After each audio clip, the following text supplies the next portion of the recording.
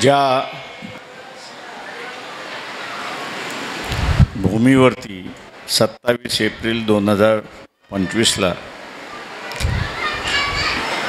आणि त्यानंतर डॉक्टर बाबासाहेब आंबेडकर येऊन गेले, तो कार्यक्रम जो आहे या ठिकाणी डॉक्टर बाबासाहेब आंबेडकर विश्वरत्न पदस्पर्श सेवाभावी संस्था यांनी आयोजित केलेला आहे आणि आपण सगळेजण ह्या कार्यक्रमाला या ठिकाणी उपस्थित आहात। या उपस्थितीमध्ये या भागाचे असणारे आमदार डॉक्टर किरणजी लमते म्हणून या ठिकाणी उपस्थित आहेत। आजच्या या कार्यक्रमाचे असणारे अध्यक्ष संगराज रुपवते, सुधीर साळवेजी, ज्यांच्या घरी बाबासाहेब असणारे गेले त्यांचे असणारे प्रतिनिधी या ठिकाणी रवींद्र देशमुखजी, प्राध्यापक किसन चव्हाण, विजयराव चौरे, दिशाताई पिंकी शेख, उत्कर्षाताई रुपवते आणि उपस्थित सर्व बंधूंनो, भगिनींनो आणि बालमित्रांनो,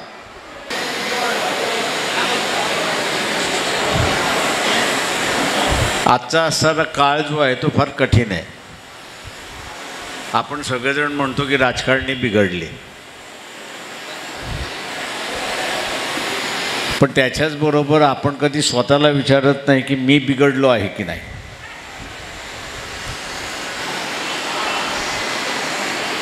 मी जर बिघडलो नसतो तर राजकारणी बिघडला नसता। मी बिघडलो म्हणून असताना राजकारण्याला संधी मिळाली बिघडण्याची। त्याच्यामुळे एकमेकाला दोष देऊन या ठिकाणी चालत नाही, अशी असणारी परिस्थिती आहे। शेवटी आपल्या इथं जुनी म्हण आहे, जसा राजा तशी प्रजा। फक्त एवढंच आहे की राजाची जागा बदलली,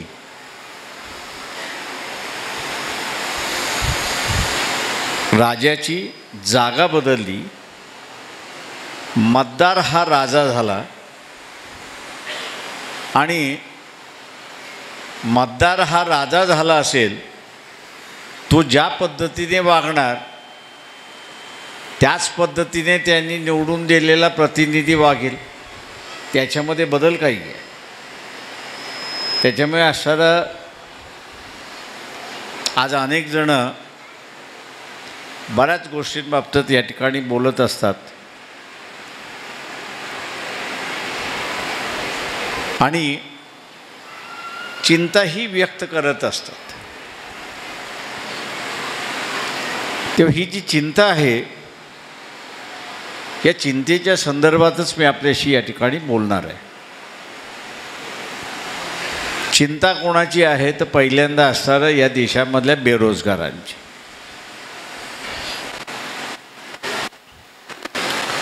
अजून 2055 पर्यंत जी तरुण पिढी आहे त्यांची संख्या वाढत राहणार आहे आणि 2055 नंतर ती असणारी वाढणारी पिढी जी आहे ती हळूहळू कमी होईल, अशी असणारी परिस्थिती आहे। त्याच्यामुळे येणाऱ्या कालावधीमध्ये बेरोजगारी जी आहे ती बेरोजगारी ही मोठ्या प्रमाणात वाचून आपल्यासमोर या ठिकाणी उभं राहणार आहे। आजची जी परिस्थिती आहे ती परिस्थिती मला वाटतं इंग्लंडमध्ये ज्यावेळेस मार्गरेट थॅचर ही पंतप्रधान होती, 10 वर्षासाठी होती आणि तिच्याही लक्षात आलं की आपण नोकऱ्या काही देऊ शकत नाही आणि आपण नोकऱ्या देऊ शकत नाही। त्यावेळेस तिने काय केलं की अख्ख्या इंग्लंडमध्ये पब ओपन केले आणि दारू सगळी स्वस्त केली। तिने पब उघडले, म्हणजे दारूची दुकानं आपल्या भाषेत म्हणायचं, त्यांच्या भाषेत ते पब म्हणतात. ती उघडली आणि दारू स्वस्त करून टाकली. म्हणजे एका अर्थाने नव्या पिढीला दारूच्या व्यसनाकडे वळवलं अशी असणारी परिस्थिती आहे.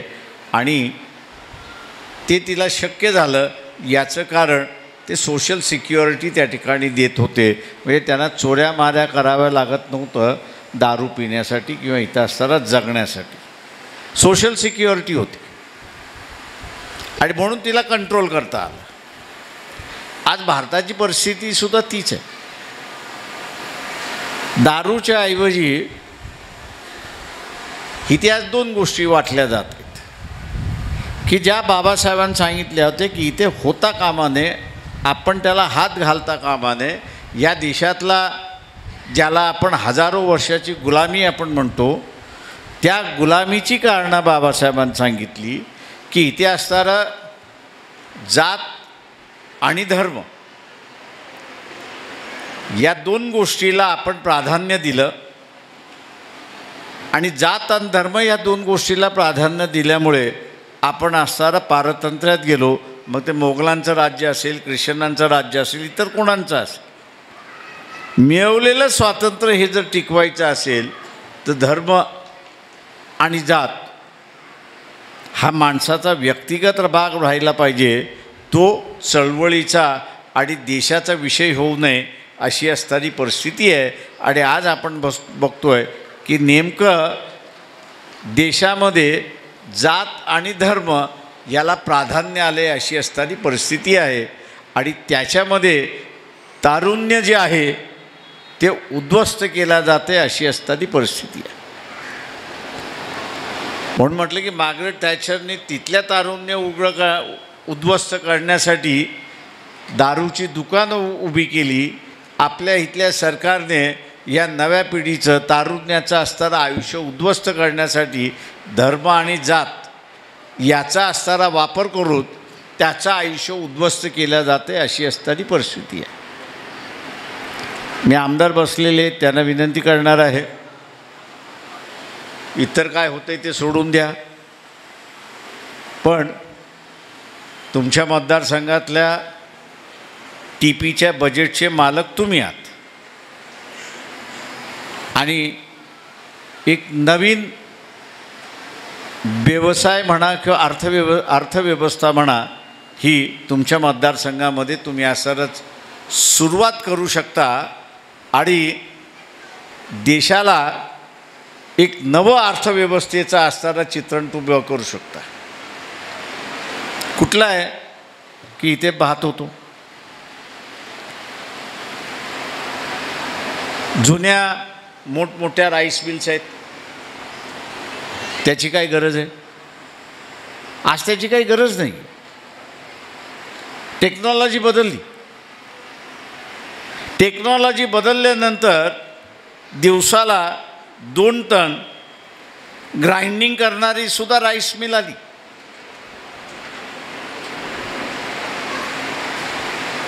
गावागावामध्ये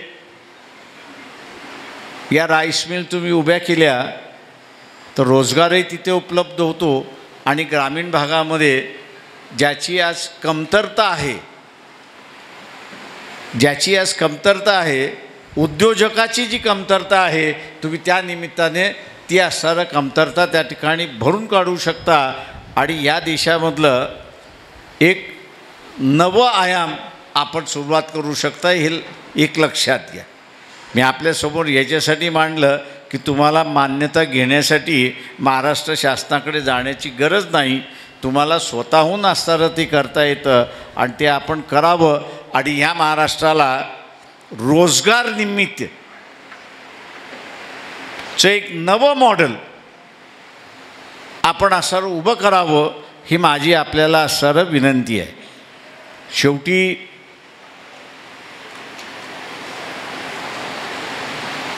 तंत्रज्ञानसुद्धा जे आहे, टेक्नॉलॉजी हे सुद्धा जे आहे,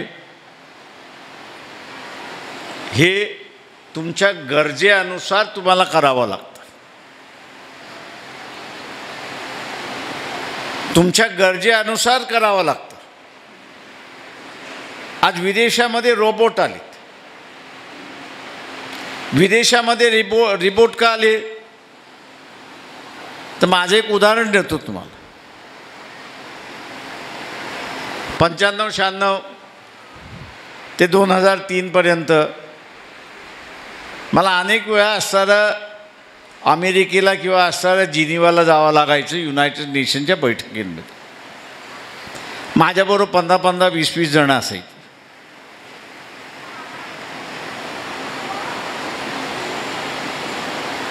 मला ताबडतोब बाहेर पडता येत होतं एअरपोर्टच्या. पण माझ्याबरोबर जे 15-20 जण जे होते त्यांना बाहेर पडायला कमीत कमी 3 तास लागायचा.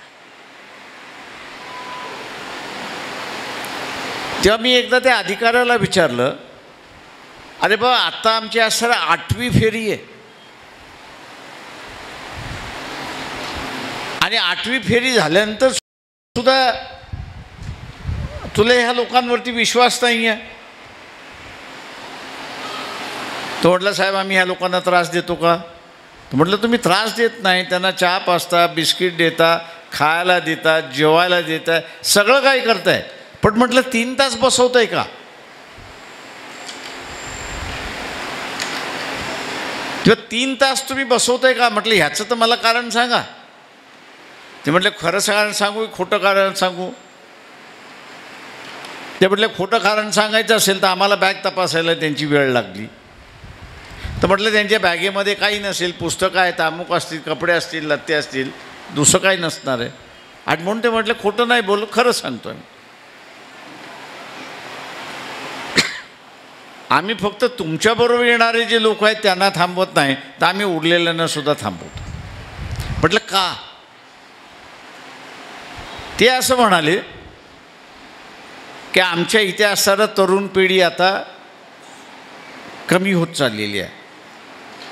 आमच्याकडे आता असणारा वयोवृद्धांची संख्या वाढत चाललेली आहे आणि तरुण पिढीची संख्या कमी होत चाललेली आहे. हे येणारे सगळे तरुण आहेत. म्हटलं होय. आम्ही खात्री करतोय की ह्याच्यापैकी एक जण पाठीमागं राहू नये. तर म्हटलं एक जण राहिला तर फरक काय होणार आहे? तेव्हा तो म्हटला, एक जण असं उभा राहिला, एक असं उभा पाठीमागं राहिला, काय होणार आहे? तो म्हटला होता, एक 15 वर्षानंतर तुम्ही विचार करा. 15 वर्षानंतरचा तुम्ही विचार करा. म्हटलं काय होणार आहे? तो म्हटला, आमची लोकसंख्या कमी होईल आणि हा बाहेरून येणारी म्हणजे मायग्रंट्स ज्याला म्हणतात, या मायग्रंटची असणारी लोकसंख्या तिथे वाढणार आहे. मायग्रंटची लोकसंख्या वाढणार आहे. उद्या राज्य कोणाचं होणार? आमचं राहणार की मायग्रंटचं राहणार? आम्ही आत्तापासूनच दक्षता घेतो आहोत. आम्ही आत्तापासूनच दक्षता त्या ठिकाणी घेतो आहोत की हा जो बाहेरून येणारा आहे इथे स्थायिक होणार नाही, तर आमची जनता हिच्यावरती राज्य हे बाहेरच्या लोकांचं होईल, म्हणजे राजे ते होतील आणि आम्ही नोकर राहू, अशी असणारी परिस्थिती आहे. ती आम्हाला नको आहे. आज त्यांच्याकडे माणसं कमी आहेत आणि त्यांच्याकडे माणसं कमी असल्यामुळे ते काम करण्यासाठी त्यांना आता माणसं पाहिजेत. म्हणून ते माणसं घेत नाही आहेत, तर ते कृत्रिम माणूस त्या ठिकाणी तयार करता येत आहेत की ज्याला रॉबोटिक आपण असं म्हणतो, आणि त्या रॉबोटिकच्या मार्फत ते आपलं असणारं काम करतात, अशी असणारी परिस्थिती आहे. त्यांच्या गरजेप्रमाणे त्यांनी टेक्नॉलॉजी डेव्हलप केली. आज आपली गरज काय आहे? आपली गरज अशी आहे की आपल्याकडे असणारा प्रचंड मोठ्या प्रमाणात लेबर फोर्स आहे. काम करणारा वर्ग फार मोठ्या प्रमाणात आहे आणि हा काम करणारा वर्ग हा मोठ्या प्रमाणात असल्यामुळे तुम्हाला त्याच पद्धतीची असणारी व्यवस्था ही निर्माण करावी लागेल आणि ती व्यवस्था आपण केली तर इथला अनएम्प्लॉयमेंटचा जो इश्यू आहे, बेरोजगारांचा जो प्रश्न आहे, तो प्रश्न आपण असताना या ठिकाणी सोडवू शकतो. आज 200 टनाची दिवसाची असणारी राईस मिल ही 2 टनाच्या असणाऱ्या मिलबरोबर आपण असताना बसवलं तर किती कुटुंब आपण बसवतो आणि किती माणसं आपण तयार करतो. 100 माणसं 100 गावामध्ये आपण बसवतो आणि ते एका नव्या अर्थव्यवस्थेमध्ये त्या ठिकाणी बसतात आणि स्वतःच्या उद्योगाला लागतात. पण त्याच्याचबरोबर चालवण्यासाठी जी इतर माणसं लागतात त्यांनाही तो मजुरी देतो, अशी असणारी परिस्थिती आहे. आणि आपल्याला आत्ताच्या व्यवस्थेमध्ये पूर्णपणे नव्यानं मांडणी करण्याची गरज आहे असं मी त्या ठिकाणी मानतो आहे. लोकसंख्या लक्षात घेता आपल्याला असताना नव्यानं मांडणी करण्याची गरज आहे. आणि दुर्दैवाने अनेक सत्तेवरती आले आणि अनेक सत्तेवरती येऊन गेले, पण येरे माझ्या मागल्याप्रमाणे बदल कोणी घडत नाही. तर नुसत्या पाट्या टाकायचं असणारं कामकाज त्या ठिकाणी चाललेलं आहे. हे पाट्या टाकायचं कामकाज ज्या दिवशी आपण बदलू त्या दिवशी मी असं म्हणेन की स्वतःला सत्तेवरती बसवण्यासाठी जात आणि धर्म याचा उपयोग पडणार नाही. तर लोकांना त्याच्या हाताला काम आणि त्याच्या पोटाचा प्रश्न, त्याच्या घराच्या छपराचा प्रश्न हा ऐरणीवरती येतो, मेन प्रश्न येतो.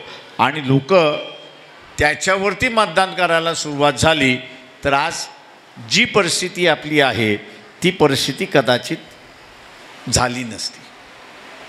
मला अनेक जण आता हे विचारतात, पुलवामा झाला काय होणार? म्हटलं येरे माझ्या मागल्याप्रमाणे होणार. मागच्या वेळेस काय झालं? आपण काही केलं नाही. मी म्हणतो आताही काही होणार नाही.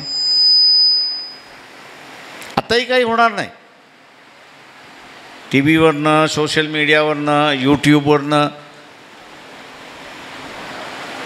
लोक हे झालं पाहिजे, ते झालं पाहिजे असं म्हणत असतात. परंतु हे सरकार काहीच करणार नाही. आणि करणार नाहीत याच्यासाठी की आपण एका चक्कीमध्ये पिसल्या जातात.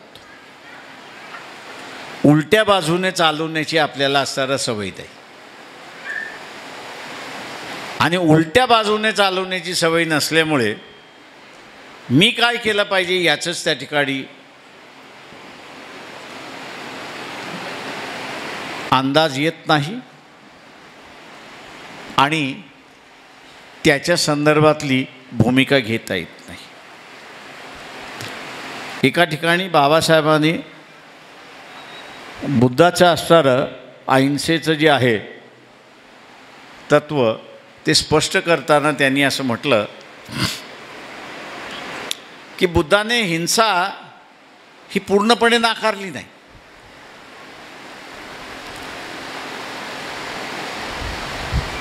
पण बाळासाहेब असं म्हणाले की बुद्धाला समोर धरूनच त्यांनी असं म्हटलं की हिंसा करायची असेल तर 2 गोष्टींची आवश्यकता आहे. बुद्धाने असं म्हटलं की हिंसा करायची असेल तर 2 गोष्टींची आवश्यकता आहे. एक, हिंसेची गरज, हिंसा करण्याची गरज. आणि दुसरं, ती हिंसा करण्याची इच्छाशक्ती. म्हणजे तुमच्याकडे इच्छाशक्तीसुद्धा पाहिजे आणि तुमच्याकडे गरज असली पाहिजे. या 2 गोष्टी असतील तरच तुम्हाला तिसरा मार्ग त्याच्यातून काढता येतो, नाही तर तिसरा मार्ग त्या ठिकाणी काढता येत नाही. मित्रो, आजच्या घडीला आपण असताना पाहिलं तर लहान पोरंसुद्धा काही वेळेस एखादा त्रास देत असेल, एकदा दोनदा सहन करतो, पण चौथ्यांदा आला तर त्याला मारूनच मोकळा होतो आणि एवढा मारतो त्याला की त्या समोरच्याला आश्चर्य वाटतं, अरे 3 वेळा ह्यांनी मला काय केलं नाही, आता मारला. आणि जी भीती बसते त्या भीतीमुळे तो पुन्हा कधी त्याच्या नादी लागत नाही, अशी असणारी परिस्थिती. त्याच्यामुळे काही कारवाई करताना तुम्हाला कारवाईसुद्धा विचारपूर्वक त्या ठिकाणी करावी लागते. आणि म्हणून मी म्हणालो की तुमच्या मनामध्ये कितीही असेल या सरकारने पाकिस्तानच्या विरोधात कारवाई करावी, या सरकारकडे ती कारवाई करणारी इच्छाशक्तीच नसल्यामुळे, गरज जरी असली इच्छाशक्ती नसल्यामुळे काही होणार नाही, अशी असणारी परिस्थिती आहे. मी आपल्या सगळ्यांना पुन्हा असणारा एक गोष्ट या ठिकाणी सांगणार आहे की वेळ आलेली आहे एका प्रश्नाचे उत्तर देण्याची, की त्याच्यावरनं आपण कुठे आहोत हे आपल्या लक्षात येईल. 1 मिनिटाच्या वरती त्याला वेळ लावायचा नाही, तो उत्तर स्वतःलाच द्यायचं आहे, दुसरं कोणाला द्यायचं नाही. का तो आपल्याशीच निगडीत, म्हणजे व्यक्तिगत निगडीत हा असणारा प्रश्न आहे. आणि तो म्हणजे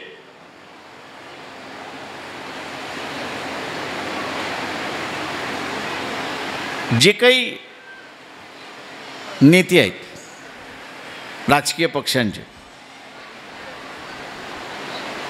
1 मिनिटात उत्तर द्यायचं कोणावरती तुमचा विश्वास आहे.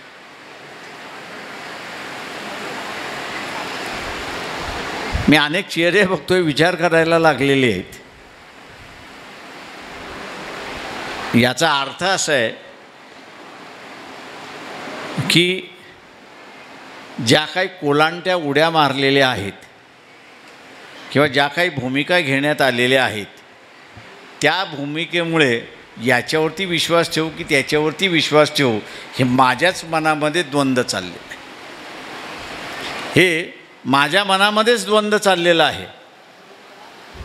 याचा अर्थ मी असं काढतो की व्यवस्था जी आहे ही हळूहळू कोलमडायला लागली. हळूहळू ही व्यवस्था कोलमडायला लागलेली आहे. पूर्णपणे अजून माझा विश्वास गेलेला नाही आणि पूर्णपणे माझा विश्वास बसलेला नाही.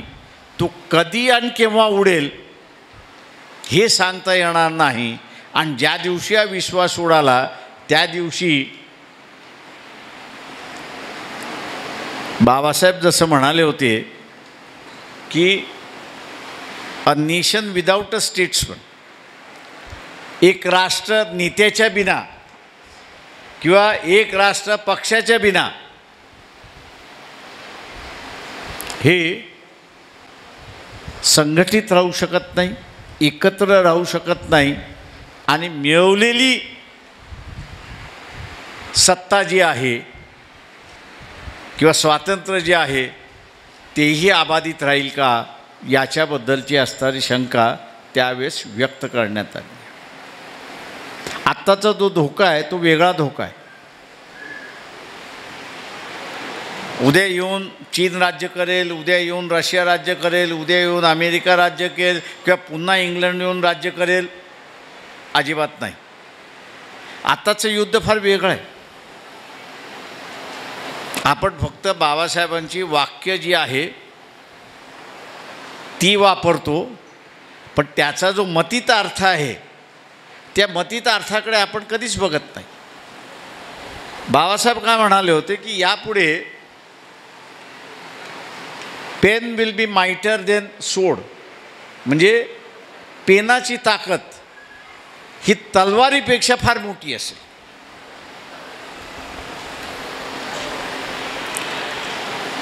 जे पेनाची ताकद म्हणजे लिखाणाची ताकद, शब्दांची ताकद मांडण्याची ताकद ही तलवारीपेक्षा मोठी असतात. आणि घटना समितीमध्ये त्याचा भारतावरती परिणाम होऊ नये म्हणून त्यांनी त्यावेळेसच्या असणाऱ्या सगळ्या घटना समितीतल्या सदस्यांनी सांगितलं होतं की या देशाची अर्थव्यवस्था या देशाची अर्थव्यवस्था ही कशी असावी त्याचा आराखडा आपण असताना आखला पाहिजे. आपण तो आराखडा तिथे असताना आखला पाहिजे. आणि तो आराखडा आपण जर आखला तर लोकांच्या समोर तो आराखडा राहील आणि त्यांची विचारसरणी सुरुवात होईल अशी असणारी परिस्थिती आहे.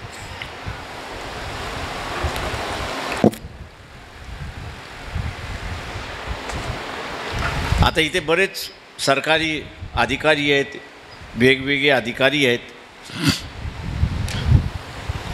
यांचं शिक्षण आपण असताना बघितलं तर पब्लिक स्कूलमधनं झालेलं आहे. त्यांचं शिक्षण पब्लिक स्कूलमधनं झालेलं आहे. मग काही ठिकाणी गव्हर्मेंट एडेड असेल किंवा डायरेक्ट जिल्हा परिषद नगरपालिका या शाळेतून असेल. पण आज यांचेच विचारसरणी आपण असताना जर पाहिली तर पब्लिक स्कूलला कंडेम करणारे किंवा पब्लिक स्कूल नालायक आहे म्हणणारे हे पहिल्या रांगेमध्ये आहेत. आणि स्वतःच्या असणाऱ्या मुलांना पब्लिकपेक्षा प्रायव्हेट स्कूलमध्ये घालणारे मोठ्या प्रमाणात अशी असणारी परिस्थिती आहे. म्हणजे याची प्रगती झाली पब्लिक स्कूलमधनं. म्हणजे ज्याच्यामधनं त्याला ज्ञान मिळालं, ज्याच्यामधनं त्याला डिग्री मिळाली, ज्याच्यामधनं त्याला नोकरी मिळाली, ज्याच्यामुळे तो घर बांधू शकला, ज्याच्यामुळे तो असताना खाऊन पिऊन सुखी झाला, त्याला तो कंडेम करायला लागला आणि स्वतःच्या मुलाला खाजगी शाळेमध्ये टाकायला लागला आणि म्हणायला लागला फारच चांगली आहे. ही व्यवस्था फारच चांगली आहे. प्रायव्हेट सेक्टर हे जसं ताकदवर झालं, प्रायव्हेट सेक्टर जसं ताकदवर झालं तर ह्या ताकदवर झालेल्या सेक्टरला पुन्हा काबूमध्ये घेण्यासाठी यांनीच पेरेंट असोसिएशन सुरुवात केलं की न केलं. कशासाठी केलं तर ज्या फिया लावल्या जात आहेत त्या आम्हाला परवडत नाही आहेत. ज्या फिया लावल्या जात आहेत त्या आम्हाला परवडत नाही आहेत. म्हणजे आयुष्यामधलं कॉन्ट्रडिक्शन हे असताना सामोर येतं की स्वतःची प्रगती पब्लिक स्कूलमधनं,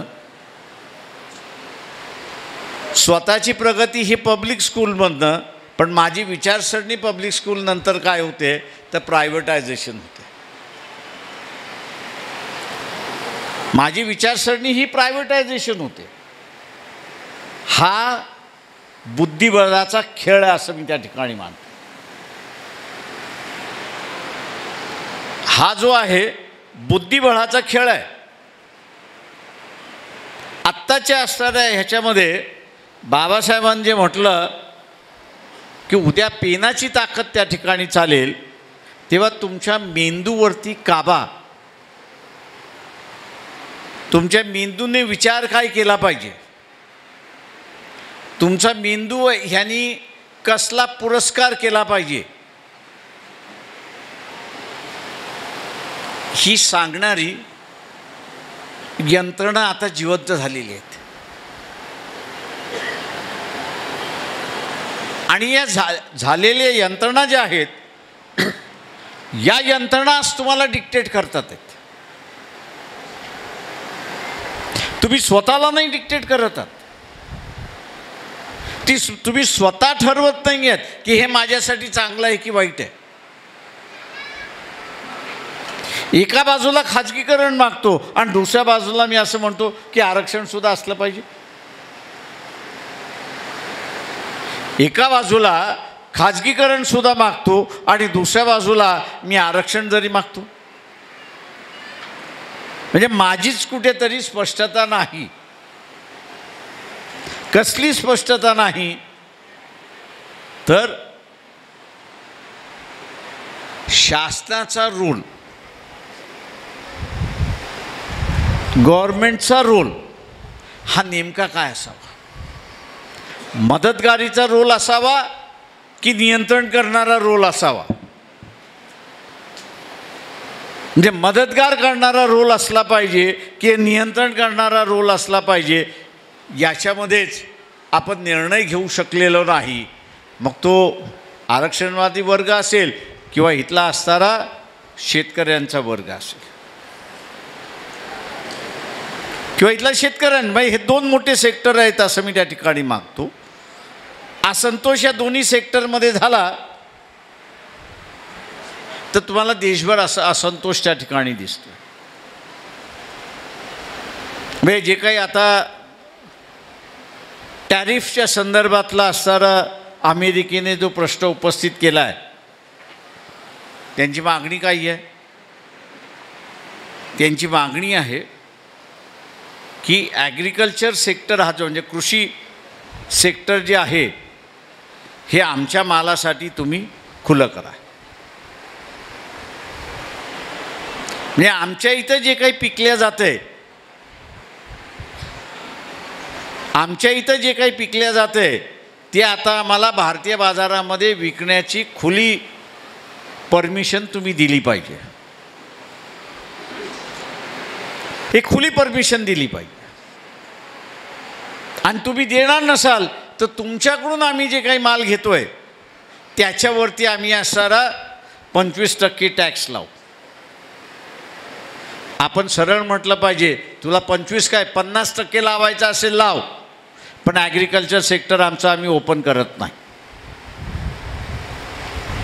कृषी क्षेत्र हे आम्ही असणारा ओपन करत नाही. याचं कारण की कृषीवरती 50% जनता ही असणारा स्वतःचा अवलंबून आहे. आणि का आम्ही उघडं करत नाही तर आपल्याकडे लोकसंख्या मी जसं म्हटलं आहे 2055 पर्यंत वाढत जाणार आहे. आज 140 कोटी आहे.